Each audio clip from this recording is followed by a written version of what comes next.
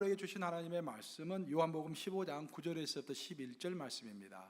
지금 시리즈 설교가 계속되고 있는데요. 사순절 묵상 네 번째 시간 카리스마 기쁨 충만한 사순절을 보내고 있습니까? 입니다. 아버지께서 나를 사랑하신 것 같이 나도 너희를 사랑하였으니 나의 사랑 안에 거하라.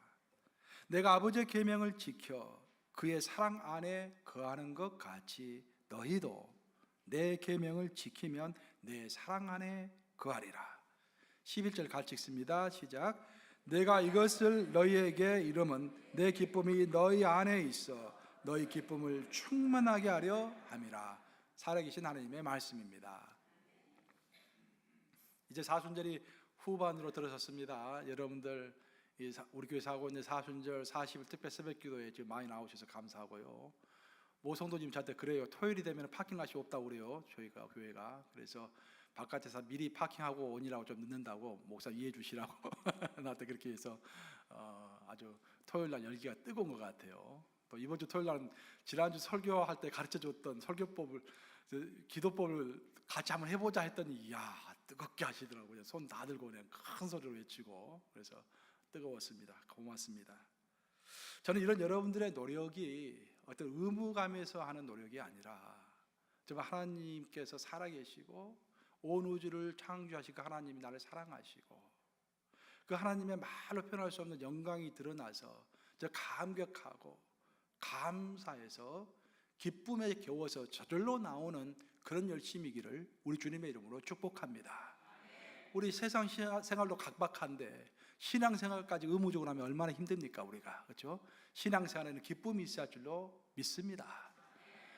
사실 그 사순절의 한편으로 보면은 예수님께서 내 죄를 위하여서 내 죄의 형벌을 대신 지기 위하여 십자가에서 고통당하셨다. 그것을 묵상하면서 내 죄를 반성하는 그런 시간입니다. 그런 기간입니다. 그것이 반쪽이에요.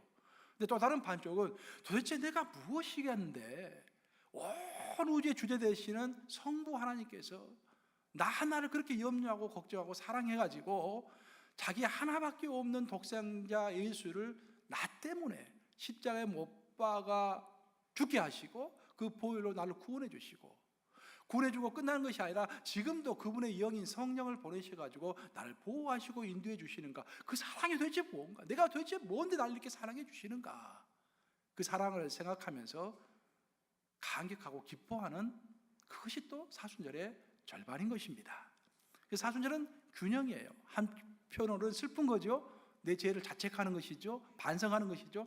한편으로는 나를 그렇게도 사랑하시는 성부, 성자, 성령 하나님께 감사하고 기뻐하는 그런 기간입니다. 그래서 오늘은 이제 네 번째 시리즈 설교 네 번째 시간에 특별히 기쁨에 대해서 사순절에 느껴야 할 기쁨에 대해서 함께 나눠보고자 하는 것입니다. 1957년도 그러니까 우리 한국에서는 6.25가 휴전하고 나서 4년 후죠. 1957년도에 이태리에서 책이 한 권 출판이 되었습니다. 소설이 출판이 되었는데 그 소설 때문에 온 이태리가 뒤집혀지고 온 세계가 그냥 센세이션을 일으켰습니다. 일반인들은 물론이고 지식인들까지도 열광을 했습니다. 보통 책이 나오면은요 일반인들이 많이 읽으면 지식인들은 시큰둥해요. 근데 지식인들이 좋아하면 일반인들은 또 이해를 할 수 없어요. 그래서 쇼펜하우어 책이 그렇게 안 팔렸다는 거 아닙니까? 쇼펜하우어가 천재 아닙니까? 쇼펜하우어가 위대한 책을 썼는데 책이 30권도 안 팔린 거예요. 그래서 쇼펜하우어가 뭘 하는지 아세요? 베스트셀러는 무식한 사람들이 읽는 책이다. 내 책은 수준이 있기 때문에 안 팔리는 거야. 그렇게 자기를 변론했던 것을 우리는 잘 알고 있어요. 근데 이 소설이 나오자마자 많은 지식인이고 일반인이고 많은 사람들이 그 책을 사서 열광했던 거예요. 그리고 그 다음에 1958년도에 노벨 문학상을 단 1년 만에 책이 출판된 지 1년도 안 돼가지고 노벨 문학상을 받은 것입니다. 더 놀라운 것은 노벨 문학상을 받았는데 그 사람이 그 상을 또 거부했어요. 그래서 아주 큰 주목을 받았던 그 책이죠. 사실 노벨상 중에서 노벨상 여러 가지 있지만 제일 쳐주는 상은 문학상입니다. 노벨 문학상. 그걸 이제 거부한 거예요. 최초로 이 사람이. 이 사람은 구소련의 대표적인 작가 중에 하나였던 보리스 파스테르나크라는 저자인데 그 사람이 쓴 책이 바로 닥터 지바고. 아하, 닥터 지바고. 닥터 지바고라는 책을 이 사람이 쓴 거예요. 닥터 지바고는 이제 10월 혁명이죠. 10월 혁명, 볼셰비키 혁명이라고 그러는데, 공산당 혁명이 일어났을 때 그 시대 상황, 복잡한 시대 상황 가운데서 인간이 펼치는 생존과 사랑을, 전쟁 중에서는 볼상 사나운 일들이 많이 벌어지는데 그것을 너무도 아름답게 승화시켜서 잘 쓴 작품입니다. 그 작품을 읽어보면은 일단 배경 자체가 광활하죠. 그냥 그 시베리아부터 시작해가지고 광활한 모스크바에서 그냥 광활한 그 배경하에서 펼쳐지는, 정말 그 인간 하나하나를 원초적이고도 아주 정확하게 사실적으로 묘사한 것을 보면서, 자, 노벨 문학상은 좀 아무나도 받는 게 아니구나라는 것이 절로 느껴지는 그런 위대한 작품이에요. 사실 영화로도 나왔습니다. 닥터 지바고가 영화가 1967년도에 나왔죠. 1967년도에 영화가 나와가지고 또 그것도 영화계 노벨상이라고 하는 아카데미상을 5개나 수상을 했습니다. 휩쓸었죠. 그냥 소설이 되었든지 영화든지 그냥 휩쓸었습니다. 그 영화를 생각해 보면 여러분 라라의 테마 생각나시죠? 테마 음악이 라라의 테마, 여러분 금방 생각나실 거예요. 그 작품을 보시면은 그 라라가 막 이제 지바고하고 헤어지는데, 지바고가 그 라라가 가는 모습을 끝까지 보고 싶어가지고 2층까지 올라가지고 창문을 열었는데 창문이 열리지 않습니다. 너무 추워가지고. 그래 어떻게 합니까? 창문을 깨요. 그럼 그 창문은 얼마나 찬바람이 쏙 들어오는데 그 창문을 깨고서 끝까지 가는 것을 보고 있죠. 사랑하는 사람이 멀어지는 것을 끝까지 지켜보는, 정말 아련한 그 사랑도 느껴지고 참 명작입니다. 오늘 저녁에 또 닥터 지바고를 다 보시겠네. 이 소설에는 정의와 불의가 이야기되고 있고, 전쟁이라는 시대 상황, 한계 상황이라고 그러죠. 우리 인간이 어떻게 할 수 없는 한계 상황, 그 한계 상황 가운데서 펼쳐지는 인간의 예측할 수 없는 운명들, 그런 고전적인 작품의 주제들이 다 이렇게 펼쳐지고 있습니다. 그런데 그 작품이 강조하는 것은 사랑입니다. 사랑. 이 사랑에는 여러 가지 사랑이 있다라는 거예요. 의붓 아버지가 의붓 딸 라라를 추행하고 강제로 그냥 연인으로 삼는 그런 강제적인 사랑도 있고요. 지바고가 하는 그 라라의 모든 과거를 다 용서해주고 포용해주는 그런 포용적인 사랑도 있고요. 또 어떻게 헤어질 것 같은데 별 나랑 상관이 없는 것 같은데 계속해서 신비적인 방법으로 자꾸 만나게 되면서 이어지는 숙명적인 사랑. 또 원래 라라의 원래 남편이었던 그 남편은 사상, 공산주의 사상 때문에 개인의 사랑을 포기하는 사랑도 있다라는 거예요. 사랑이 여러 가지 있다라는 거예요. 그런데 거기서 꼭 한 가지 중요한 사랑을 설명하고 있는데, 그 사랑이 아버지의 사랑입니다. 닥터 지바고 영화의 마지막 부분에 보시면은 이제 지바고의 이복형인 장군이죠. 장군이 타냐라고 하는 소녀와 대화하는 내용이 나옵니다. 장군이 타냐에게 물어봐요. 타냐가 고아입니다. 소년인데 물어봐요. 너 어떻게 해서 너희 아버지와 헤어졌냐? 타냐가 대답합니다. 혁명이 일어나가지고 온 모스크바가 불길이 휘솟고 막 사람들이 아비 규환을 하고 너무너무 무서운 상황 가운데서 아빠가 제 손을 잡고 막 거리를 뛰었어요. 그러다 내가 아빠 손을 놓쳐버렸어요. 그래서 제가 고아가 된 거예요. 그렇게 이야기합니다. 장군이 타냐 얼굴을 쫙 쳐다보면서 진짜로 한번 이야기해봐라. 너가 어떻게 해서 너희 아버지와 헤어졌느냐. 타냐가 몸하면서 울먹울먹하면서 이야기를 합니다. 사실은요, 아빠가 내 손을 잡고 막 뛰다가요, 내 손을 놓고서 막 혼자서 앞으로 도망가 버렸어요. 그래서 아빠하고 헤어진 거예요. 그 장군이 타냐에 이야기합니다. 타냐야, 내가 사실을 말해주마. 도망친 로마노프스키는 너의 친아버지가 아니란다. 친아버지는 절대로 자기 딸의 손을 놓을 수가 없는 거란다. 친아버지는 자기가 목숨을 주고서 자기가 죽으면 죽었지 딸의 손을 놓을 수는 없는 거란다. 너의 친아버지는 로마노프스키가 아니라 너를 버린, 너를 죽어서 도망친, 너의 손을 놓은 로마노프스키가 아니라 닥터 지바고란다. 이게 마지막 장면이에요. 하나님의 사랑을 이야기하는 것입니다. 우리 예수님이 우리를 구원해 주시고 그것으로 끝나는 것이 아니라 우리가 죽는 그날까지 또 예수님께서 재림하시는 그날까지 우리 손을 놓지 않겠다라는 그 약속을 아름답게 표현한 거예요. 요한복음 10장 28절이죠. 우리 한번 같이 읽어보겠습니다. 요한복음 10장 28절 같이 읽습니다. 시작. 내가 그들에게 영생을 주노니 영원히 멸망하지 아니할 것이요 또 그들을 내 손에서 빼앗을 자가 없느니라. 아무도 우리 예수님 손에서 우리를 빼앗을 자가 없다라는 거예요. 언제까지? 우리가 죽는 그날까지, 예수님이 재림하시는 그날까지 절대로 우리 손을 놓지 않겠다라는 약속이십니다. 기도는 언제 파워풀한 기도를 할 수 있냐면요, 내 생각으로 하는 기도는 내 생각 수준에서 멈춥니다. 하지만 말씀을 붙잡고 기도하면, 약속의 말씀을 붙잡고 기도하면 우리의 기도의 수준이 하나님의 수준으로 올라가는 거예요. 우리 이런 말씀을 붙잡고 기도해야 할 줄로 믿습니다. 여러분, 어려운 일이 있습니까? 하나님한테 부르짖으세요. 아버지, 약속했지 않습니까? 아무도 아버지 손에서 나를 빼앗을 수 없다고 약속했지 않습니까? 아버지, 내가 공고하고 지금 어렵습니다. 아무도 나를 빼앗지 못하도록, 내 삶을 방해하지 못하도록 주여 도와주시옵소서 라고 기도할 때 우리 기도가 힘이 있는 거예요. 우리 예수님께서 또 그런 말씀하셨어요. 우리 요한이 이야기했는데, 요한일서 5장 18절이죠. 요한일서 5장 18절 같이 읽어보겠습니다. 시작. 아버지께로부터 난 자는 다 범죄하지 아니하는 줄을 우리가 아노라. 아버지께로부터 나신 자가 그를 지키심에 악한 자가 그를 만지지도 못하느니라. 아버지께로부터 나은 자는 예수님이십니다. 성자 예수님이십니다. 그 예수님이 우리를 지키신다라는 거예요. 그래서 악한 자는 사탄 마귀, 또 사탄 마귀의 부하인 귀신들입니다. 나를 만지지도 못하는 거예요. 성경을 읽어보면 일시적으로 사탄 마귀와 귀신들은 우리를 해할 수 있습니다. 일시적으로 우리를 시험할 수 있고 우리를 방해할 수 있습니다. 하지만 궁극적으로는 하나님이 허락하지 않는 이상은 절대로 우리에게 치명타를 입히지 못하는 거예요. 근데 문제는 뭐냐면은 미리 겁내는 거야. 우리가 미리 어떤 어려움이 찾아오지도 않았는데 미리 겁내. 이 어려움이 찾아올 것 같아가지고 발벌 떠는 거야. 그래서 혼자 넘어지는 거야. 그냥 혼자. 그것을 이야기하고 있는 거예요. 자, 여러분들 우리 한번 실수 한번 해봐야 할 것 같아요. 도영혁 씨 한번 짝을 재보세요. 손을 이렇게 놓치고 손을 이렇게 잡아, 옆에 사람 손목을 딱 잡아보세요. 이렇게 손목을. 옆에 사람 손목을 이렇게 잡아보세요. 손목을. 자, 그리고 그 옆에 사람도 다른 사람의 손목도 이렇게 잡아요. 이렇게. 서로 손목을 잡아요. 그래서 한 사람이 손을 딱 놔봐요. 놔보세요.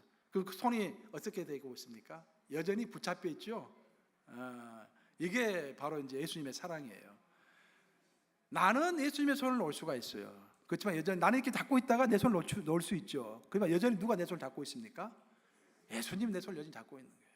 그래서 우리가 무엇을 두려워하겠습니까, 여러분? 무엇을 염려하겠습니까? 그렇죠? 항상 그것을 기억하시기 바랍니다. 아프리카 선교의 히어로, 영웅이라고 하는 데이빗 리빙스톤, 나이 70이 넘어가지고 영국으로 잠시 돌아왔습니다. 그분은 거기서 죽었죠. 그래서 잠시 돌아온 거예요. 그 노년에 돌아와서 이제 강연회를 했어요. 강연회가 끝나고 나서 기자가 물었습니다. 아니, 선교사님, 그 나이에 그렇게 어려운 정글에 가가지고 평생을 사역하시는데 어디서 힘이 나서 그렇게 사역하십니까? 나이 70 넘으셔가지고. 그렇게 했더니 데이빗 리빙스톤이 갑자기 성경을 탁 들더랍니다. 그 성경을 딱 펼치더니 보여주더래요, 기자한테. 그게 바로 마태복음 28장 20절 말씀입니다. 무슨 말씀인지 한번 같이 읽어보겠습니다.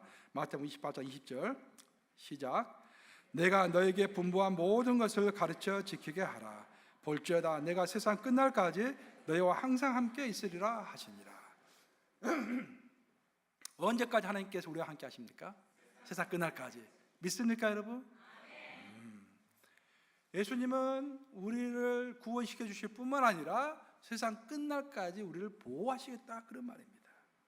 그래서 이 사순절 기간은요, 그 엄청난 사랑 아닙니까? 성부, 성자, 성령 하나님의 그 엄청난 사랑이 내 가슴 속에 느껴질 수 있도록, 이렇게 머리로 아는데 가슴까지 잘 내려오지를 않는 거예요. 그 사랑이 내 머리에서 가슴까지 내려올 수 있도록 시간을 두고서 묵상하는 그런 기간입니다. 이런 기간들이 필요한 거예요. 그렇죠? 우리가 왜 염려합니까, 여러분? 큰 기쁨을 모르기 때문에 염려하는 거예요. 만약 여러분들이 복권이 1,000만 불짜리 복권이 당첨되었어요. 그래가지고 연락이 와서 빨리 돈을 가져가라고. 1,000만 불을 가져가다가 차를 후진하다가 스크래치가 또 났어. 그것 때문에 막 걱정하고 화냅니까 여러분? 근데 평상시 같으면 스크래치 나면 야 이게 100불이 들까 200불이 들까 막 기분이 안 좋죠 평상시는. 근데 1,000만 불을 타러 가는데 스크래치 좀 났다고 그래가지고 100불 들까 200불 들까 고민해요? 고민 안 하잖아요. 신앙이 올립니다. 큰 기쁨을 모르기 때문에. 나 오늘 찬양할 때 눈물이 막 나더라고요. 가사 생각해 보세요. 나를 사랑해서 나를 위하여 버리신 그 사랑, 자기를 버리신 그 사랑을 이 찬양하는 그 찬송 아니었어요. 오늘 찬송가 불렀을 때 개의 찬송 눈물이 펑펑 나는 거예요. 이 가슴에 느껴지니까 그런 것들이 있을 때 내 삶에 평안함이 오고 내 삶의 선순환이라고 그러죠. 삶의 전체가 그냥 잘 이렇게 이어지는 거예요. 은혜스럽게. 그런 역사가 여러분 삶에 있기를 우리 주님의 이름으로 축복합니다. 인류 역사상 기독교를 가장 어렵게 했던 한 사람을 꼽으라고 한다면 아마 철학자 니체일 것입니다. 니체라는 예를 많이 들어보셨죠? 오늘날은 포스트 모던 시대라고 그럽니다. 포스트 모던이라는 시대의 의미는 모던 이후, 그러니까 근대 사회 이후 사회이다. 근대는 이성이 지배했던 시대입니다. 근데 포스트 모던은 절대적인 진리와 이성이 무시당하는 시대입니다. 절대적인 진리가 없는 거예요. 절대적인 진리가 없기 때문에 모든 것이 상대적이기 때문에 권위를 인정하지 하려고 하지 않는 그런 사회입니다. 위대한 푸코를 비롯해서 유명한 철학자들이 전부 이 포스트 모던 사회를 이끌어가는데 그 모든 위대한 사상가, 철학자, 심지어 정치, 경제계 유명한 학자들도 전부 니체의 제자들이라고 생각하시면 틀림이 없습니다. 니체는요 원래 그 할아버지가 목사님이었습니다. 그리고 그 아버지도 목사님이셨어요. 그러니까 얼마나 경건하게 자랐겠어요. 경건하게 교회 안에서만 자랐습니다. 근데 니체가 어렸을 때부터 이제 머리가 명석하니까 자기 교회에서 생활하면서 교회 성도들이 어떻게 하는가를 본 거예요. 그리고 치를 떨게 된 것입니다. 교회에서 자라면서 이건 아니다라고 생각한 거예요. 그럼 니체가 책을 썼어요. 기독교인들의 문제가 뭔가 세 가지를 지목했습니다. 첫째, 기독인들의 문제는 프락시스가 없다는 거예요. 실천이 없다는 거예요. 실천이 없다는 거예요. 사랑 말로 사랑하고 설교에도 사랑이요 성경 공부에도 사랑이요 만나도 사랑을 이야기하는데 사랑의 실천은 없다는 거예요. 또 성도들까지 모이면서 리스펙트를 이야기하면 하나님을 존경하고 서로 존경하고 목사님 존경해라 뭐 그렇게 이야기하지만 실제로 만나기만 하면 싸우고 비방하고 근거 없는 이야기를 하고 헐뜯는다 이 말이죠. 그래서 어지럽게 한다는 거예요. 이건 아니다라는 거예요. 첫째, 기독교에는 프락시스가 없다. 실천이 없다라는 거예요. 두 번째, 기독교 안에는 인격이 없다라는 거예요. 인격이. 예수님은 이 땅에 오실 때 완전한 신이시지만 완전한 인간으로 오셨지 않습니까? 인간으로 오셨기 때문에 그 인격을 가지셨어요. 인격을 가지신 이유가 뭐냐면은 나를 본받아라 라고 말씀하시기 위해서 인성을 입으시고 우리에게 인격을 보여주신 거예요. 겸손한 인격, 섬기시는 인격, 온화한 인격 그런 것들을 본받으라고 말씀하신 거예요. 근데 눈을 씻고 봐도 기독인 사회에 그 인격이 안 보이는 거예요. 인격이. 사실 칸트는 순수이성을 말했지만 순수이성의 결론은 실천이성입니다. 그렇죠? 실천하지 않는 이성은 순수이성은 아무 의미가 없는 거예요. 뭐 철학자는 어렵게 그 이야기를 했지만 성경은 간단하게 이야기합니다. 야고보 사도가 행하지 않는 믿음은 죽은 믿음이다. 모든 것은 다 성경에 나와 있어요. 사실 원리가.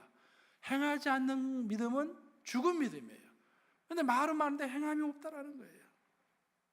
그래서 그 위대한 키에르케고르 기독교 철학자, 오늘 제가 철학자 이야기 좀 하게 해서 미안합니다. 좀 내가 좀 오늘 은혜를 받아서 이렇게 말이 막 나오는 것 같아. 키에르케고르가 그런 이야기를 했죠. 오늘 우리가 필요한 것은 천재가 필요한 것이 아니라 이 시대에 필요한 것은 천재가 아니라 순교자다. 순교자.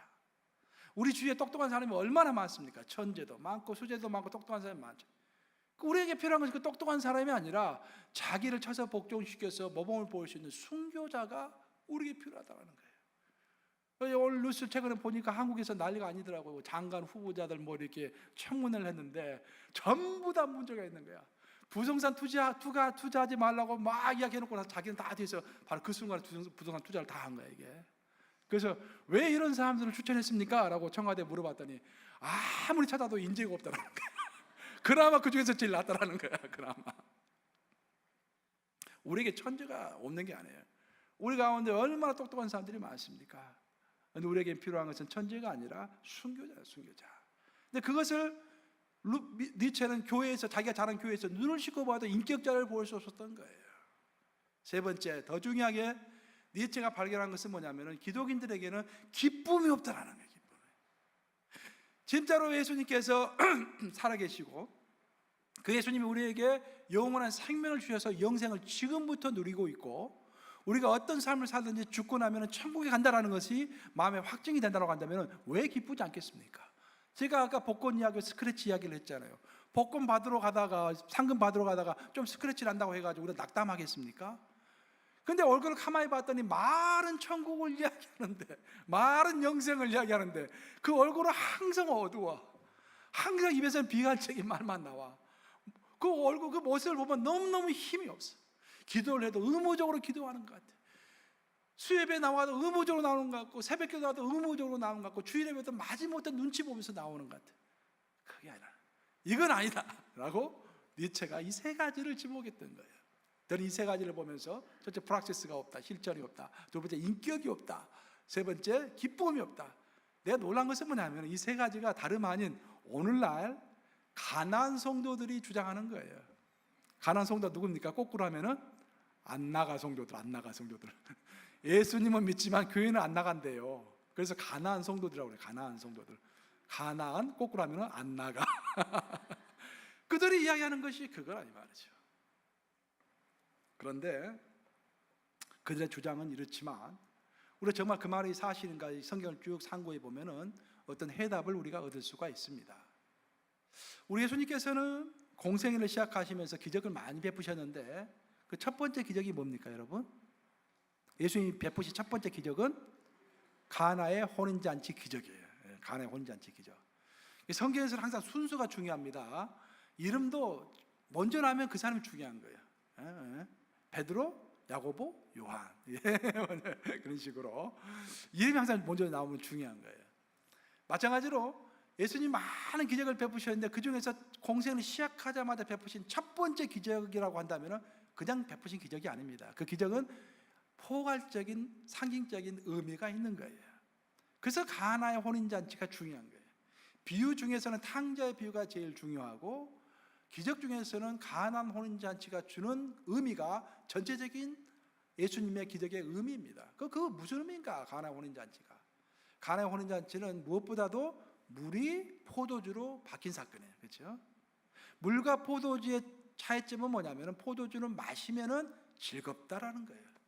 나는 술을 많이 마시지 못해서 잘 모르겠지만 마시면 즐겁대요. 술을 마시면, 포도주를 마시면 즐겁다라는 거예요. 그래서 잔치집에는 항상 포도주가 있어야 돼요. 근데 잔치집에서 포도주가 없어지면은요, 이제 잔치가 파장되는 거예요. 끝나는 거예요. 한국에서 보면은 잔치가 끝나면 항상 뭐 합니까? 마지막에는 싸우죠. 사람들이 막 취해가지고 싸우는 게 한국의 잔치입니다. 근데 술이 없어지면 잔치가 끝나는 거예요.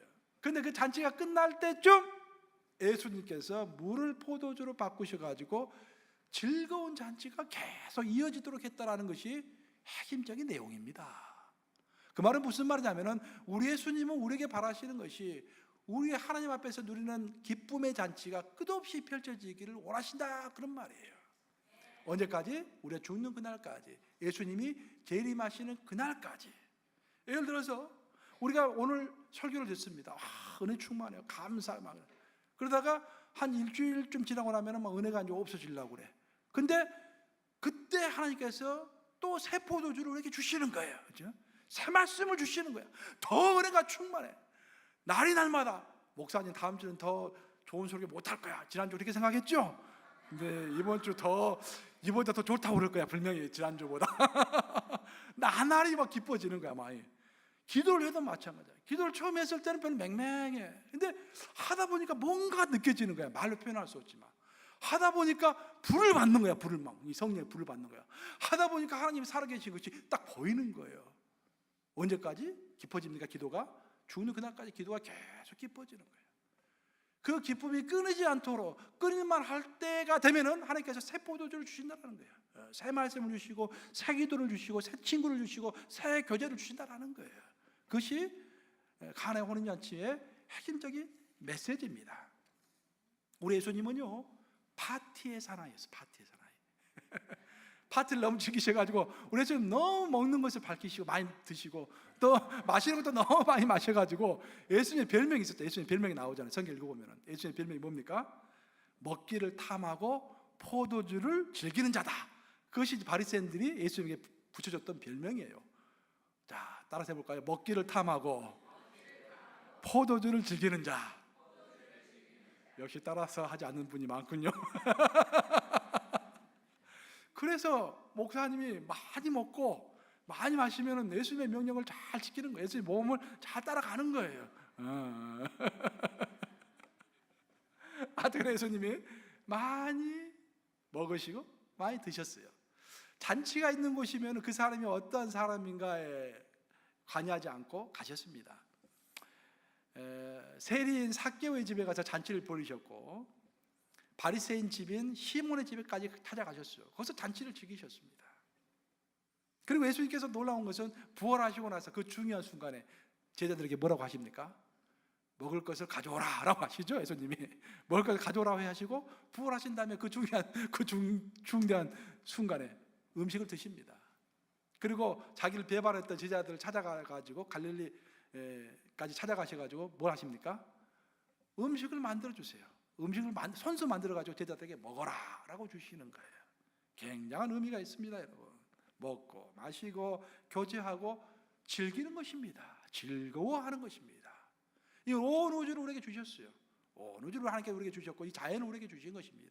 성령을 주셨고 구원을 주셨고 그 무엇보다도 예수 그리스도 자체를 생명의 떡이라고 해가지고 먹고 마시라고 예수의 피를 마시고 예수의 몸을 먹으라고 우리에게 주신 거예요. 그것을 즐기는 것입니다. 탕자의 비유도 마찬가지예요. 비유 중에서 비유, 최고의 비유라고 하는 탕자의 비유. 탕자가 아버지를 찾아왔을 때 아버지가 무엇을 베푸셨습니까? 잔치를 베풀어 주신 거예요. 잔치를 베푸니까 그냥 풍악 소리가 울고 춤을 덩실덩실 추는 소리가 막 들리는 거예요. 이제. 근데 그 소리를 듣고 나서 버럭 화를 낸 사람이 누굽니까? 큰아들. 큰아들이 너무 화가 났어요. 지금 때가 어느 때인데 지금 풍악을 울리고 춤을 추냐고. 그 돈이 다 어디서 나오는 거냐고. 그 돈이 나는 지금 나가서 뼈 빠지게 일하는데 여기서 풍악을 울릴 때냐고. 내가 지금 얼마나 어렵게 해서 헌금하는데 교회에서 이렇게 지금 엄청 많게 쓸 때냐고. 지금 그것은 맞는 소리예요. 끝내 큰아들은 그 잔치에 참여하지 않는 거예요. 오늘날에도 예수 안에서 벌어지는 기쁜 잔치를 즐기지 못한 사람들이 너무도 많이 있는 것입니다. 그래서 오늘 이 사순절에 생각해 봐야 돼요. 나는 정말 의무감에 마지못해서 한 발 한 발 처벅처벅 걷는 힘든 신앙생활을 하고 있는가. 정말 하나님이 내게 주신 것들을 그 선물들이 많잖아요. 나에게 주신 선물들이 많잖아요. 그 선물들 정말 기뻐하면서 강력하면서 신앙생활을 하고 있는가. 이 사순절은 집중하는 기간입니다. 좀 시간을 두고서 깊이 생각하는 기간이에요. 사랑하는 여러분, 능력과 권세는요 기쁨에서부터 출발할 줄로 믿습니다. 성경에 나오는 헬라어 단어 중에서 중요한 단어 세 가지가 있는데 카라, 카리스, 카리스마, 카라, 카리스, 카리스마, 이 세 단어가 굉장히 중요해요. 이 세 단어 어원이 다 똑같습니다. 카라는 기쁨이라는 뜻이에요. 카리스는 은혜라는 뜻입니다. 카리스마는 은사, 권세, 능력입니다. 카라가 accumulation, 쌓여가지고 카리스가 되고요. 카리스가 쌓여서 카리스마가 되는 것입니다. 그 말은 무슨 말이냐면은 우리가 하나님께서 나를 구원해 주신 것이 너무 감격스럽고 감사해. 예수님이 나와 동행하는 것이 너무 기뻐. 내가 무엇이든 나를 이렇게 사랑하시나, 개인적으로 나를 사랑하시나 너무 감사해서 하나님 사랑이요 감사해요 자꾸 그래. 그러니까 예수님이 온 땅을 두루 살피시사 전심으로 자기를 향하는 자들을 위하여 능력을 베푸신다고 했잖아요. 역대하 16장 9절에서. 그렇죠. 온 땅을 두루 살피시니까 아니 김 집사가 사사건건 하나님께 감사하다고 그러고 하나님 너무 사모해. 그러니까 특별한 은혜를 주고 싶어. 특별한 은혜를 주는 거예요. 한 번 주고 두 번 주고 세 번 주다 보니까 그 은혜가 쌓여가지고 카리스마, 은사가 드러나는 거예요. 하늘 문이 열리는 것입니다. 하늘의 권세가 나에게 내려치는 거예요. 엑소시아, 그 권세가 우리에게 부어지는 거예요. 그 비밀을 얘기하는 거예요. 그 모든 권세와 비밀, 그 도약, 우리 믿음이 여러분들, 내가 아까 처음에 이야기했죠. 오늘 찬양 우리 성가대 이야기했는데, 이 설교라는 것은 이게 논리 아닙니까? 논리를 한 발짝 한 발자국 이렇게 해서 여러분들을 이렇게 이해시키는 거 아니겠어요? 근데 찬양은 도약해버려요, 그냥. 그죠? 그 사람이 찬양을 듣는 순간 뭐 널리고 뭐고 필요 없이 내 마음에 큰 감동이 막 오는 거야. 밀려오는 거야. 그 도약이라고 그래요. 믿음은 도약입니다. 믿음은 하나씩 하나씩 다 따지고 이해하고 하면은 믿음이 자라지를 않아요. 항상 밑에 있어요. 감동 받는 거야, 그냥. 감동 받는 거야. 그 모든 그 감동과 은혜와 권세, 그런 거 다 어디서 오느냐? 그 출발이 뭐다? 가라. 기쁨. 내가 하나님을 기뻐하고 내가 받은 은혜를 너무 기뻐하고 감사하고 감격할 때 그것이 감사가 쌓이면은 카리스가 되는 거예요. 카리스. 은혜가 되는 것입니다. 은혜가. 그 은혜가 쌓이면은 카리스마가 되는 거예요. 그렇죠? 결국 모든 것은 출발이 기쁨입니다. 내가 정말 기뻐하면은요, 하나님을 기뻐하시고 하나님 나에게 주신 선물들, 은혜, 선물, 이 자연을 주셨죠. 사랑하는 자를 주셨죠. 이 교회도 주셨죠. 사랑하는 강 목사님도 주셨죠. 아멘. 크네. 설교 제대로 듣고 계시네요 지금. 너무 감사한 거야. 이 감사할 때 우리의 생활이 이제 선순환을 이루는 것입니다. 뭔가 설명할 수 없는데 잘 되는 거야. 비즈니스도 탁탁 맞아 떨어지는 거예요. 이게. 근데 뭔가 하나 어긋나기 시작하면 계속 어긋나잖아요. 근데 뭔가 하나 맞춰지기 시작하면 계속 맞춰지잖아요. 이게.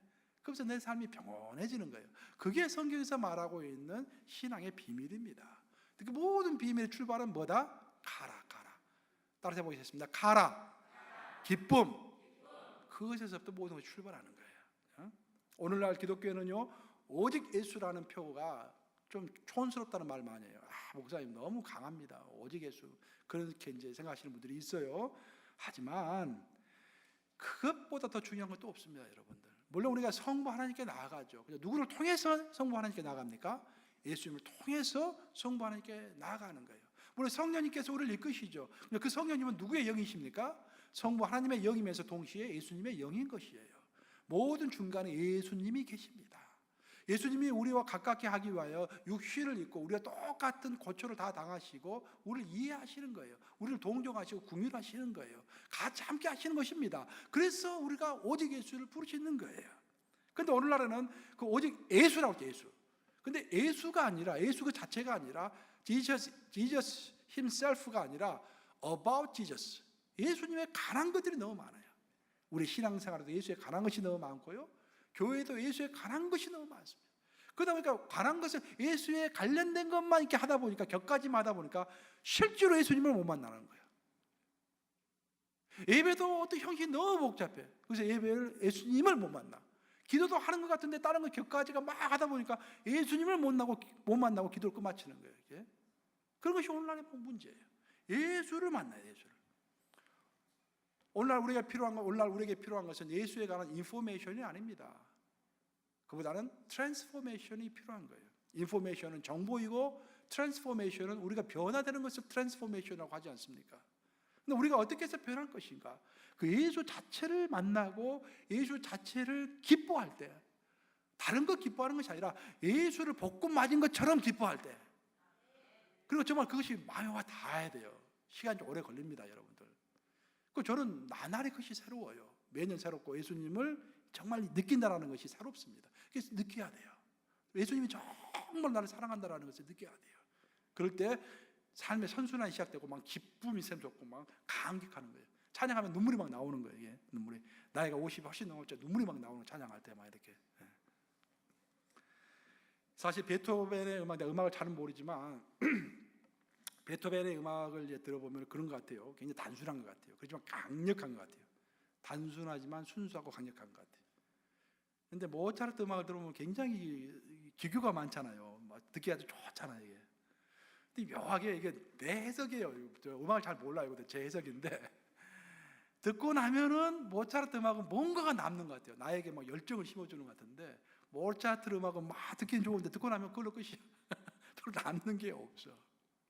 제가 왜 이런 이야기를 하냐면은, 여러분들 기도도 하시고 성경도 읽고 봉사도 하시고 뭐 많이 하잖아요. 한 가지를 안 붙잡지 않으면요 이게 다 틀어지는 거예요.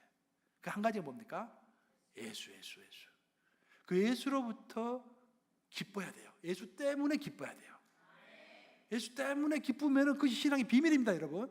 예수 때문에 기쁘면은 그때부터 열리는 거예요. 은혜가 충만하게 되고 하늘 권세가 나에게 부어지는 거예요. 그러면서 내 비즈니스 잘 될 거야 아마. 또 이게 또 축복 뭐라고 그래요? 요즘에 뭐 번영 신약이라고 또 이렇게 비판할지 모르겠는데, 하여튼 기뻐하면 예수를 기뻐하면 거기서부터 길이 열리는 것입니다. 내 삶이 형통해지는 거예요. 감격하게 되는 것입니다. 그런 역사가 여러분들의 있기를 우리 주님의 이름으로 축복합니다. 이제 말씀을 마무리합니다. 진리는 주체석이다라는 유명한 이야기가 있습니다. 진리가 주체석이다. 키에르케고르가 한 말인데 그게 무슨 말인가? 진리가 아무리 고상하고 아무리 위대해도요 나와 직접적인 연관이 없어요. 그건 아무것도 아니라는 거예요. 한번 예를 들어볼까요? 요즘 CNN 틀었다 하면은 뭐 폭스뉴스 틀었다 하면은 뭐 시리아 사건이 자꾸 나와요. 시리아에서는 지금도 전쟁하고 있습니다. 아세요, 여러분들? 지금도 총 쏴고 지금 전쟁하고 막 난리가 나고 있어요. 근데 거기서 전쟁이 일어나든 사람이 죽든 나가 뭔 상관이야? 별로 관심이 없어 이게. 근데 입장이 바뀌어가지고 내 아들이 거기 가서 총을 들고 지금 싸우고 있다 하면 어떻게 돼요 지금? 무슨 뉴스가 나오는지 혹시 내 아들 사진 나올까 막 아침부터 저녁까지 그 뉴스 보겠죠. 기도를 해도 보통 기도를 하는 게 아니라 막 피가 끓는 기도를 하는 거예요. 보호해 주시옵소서. 그렇죠? 그 진리가 주체화되는 거예요. 내 진리가 되는 거예요. 그래서 내가 아는 사람이 거기에 가 있지 않으면은 진리는 객관화되는 거예요. 객관적인 진리일 뿐이에요. 그냥 나와 내 삶과는 아무런 상관이 없는 거예요. 신앙이 그렇다라는 거예요. 목사님이 자꾸 예수님께서 내 죄를 위하여 십자가에서 못 박혀 돌아가셨다. 객관적인 진리로만 와닿고 아무런 느낌이 없는 거예요. 아무런. 예수님은 하나님의 본체시다. Jesus Christ is the exact representation of God Father. 정확하게 하나님, 성부 하나님과 예수님이 똑같다. 그 말 아닙니까? 성경에 나와 있잖아요. 근데 그 말을 들어도 뭐 그런가 보다 하고 별 감동이 없어 이게. 그럼 진리가 객관화되어 있는 거죠. 내 진리가 아닌 거예요. 그래서 우리가 묵상이 필요하고 금식 기도가 필요하고 집중한 것이 필요한 거예요. 왜 특별히 1년에 사순절 40일 동안 기도하게 하는가? 그냥 기도하는 게 아니에요. 가장 원리적이고 기본적인 것이지만 내 마음에 와 닿지 않는 것. 예수님은 하나님이시다. 예수님 나를 사랑하신다. 성부 하나님은 너무 나를 사랑해서 그 독생자 예수를 보내셔서 다른 사람이 아니라 나 때문에 내 죄를 위하여 십자가에서 못 박혀 돌아가셨다. 그 하나님이 나와 지금도 함께 하신다. 성령이 내 안에 계신다. 내가 하나님을 부르짖고 기뻐할 때 하나님께서 나에게 권세를 주신다. 내 삶의 선순환이 이루어진다. 그런 것들, 그런 진리들, 객관화된 진리들을 자꾸 묵상하면서 성령께 의탁하면서 내 진리가 되는 거예요. 그것이 사순절의 의미인 것입니다. 이 사순절 기간에 정말로 그런 주관하던 진리를 얻는 저와 여러분들 되시기를 주님의 이름으로 축복합니다. 한 가지 더 해야겠네.